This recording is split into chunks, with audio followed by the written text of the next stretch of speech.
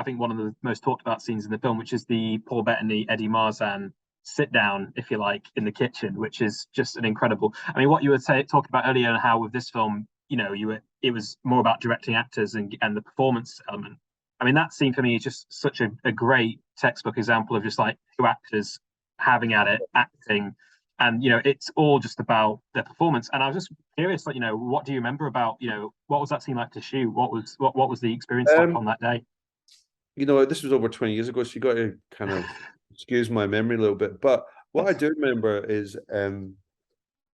deciding that I was going to operate the camera, and I wanted very little people in there. I wanted very few people in there because I knew that Eddie and Paul were going to do something quite extraordinary. I just knew it. I just could feel it, And the scene was really well written. It was a well-written scene. But I remember we talked a lot about Paul being very quiet.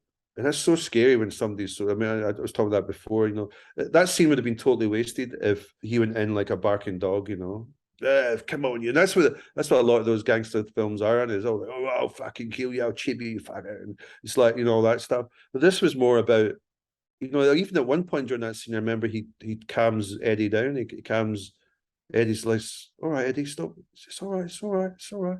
And then he takes the kids thing off of the thing, and that was, I mean, that was my idea, was like, to have the kids stuff around and the pictures, and because that's a threat, to any father or any family person,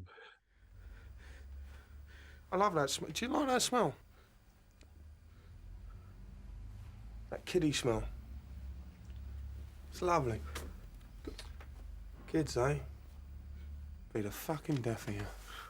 And then Eddie Marsan got it. See, Eddie Marsan comes from that background. I mean, Eddie's from the, he's from a very working class family in the East End, and I think it's East End, it might be South, I'm not sure. And so he gets it. He totally gets that character, and the way he walked, the way he kind of walks, and when they were following him, I just loved the way Eddie kind of is always looking around and walking, and yet there's somebody right behind him about to chop his head off if he doesn't do it. And I always thought it was interesting, and I liked the rhythm of how it was, the kind of jazzy score that Johnny Dankworth did of and they were following him up through those concrete flats, and then boom, boom, boom, boom, boom, boom, boom. But then when you get there, it's all like, all right, Eddie, how you doing, man? You all right? And it's all really, but you just know, right? Because it's great, because as an audience that, oh, this isn't going to go well. This isn't going to go well.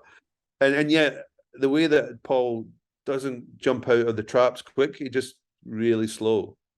And when he puts the axe out, he goes, what's that? He says, that's my axe, Eddie. And it's like, oh, shit. What's that? That's my favourite axe, Eddie.